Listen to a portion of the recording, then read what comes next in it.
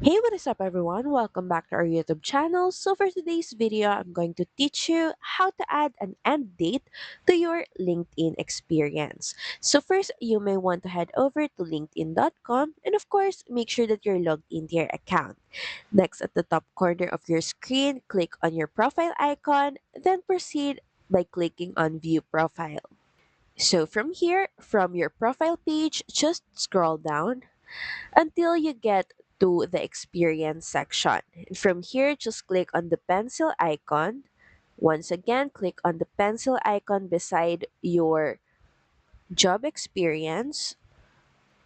And from here, make sure that you uncheck this I am currently working in this role. So just untick the box.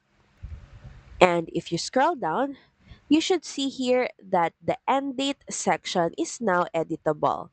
If you check this, end date won't be accessible. So you're going to need to untick this box. And from here, you can now start editing the end date for this experience. And once everything is done, when you're done adding start date and end date, you can proceed by saving these changes. Just click on the save button. So that's pretty much it. Thank you very much for watching this video. I hope that you find this video helpful. And if you do, please don't forget to like, share, and subscribe to the channel. Then we'll see you again on the next one. Bye!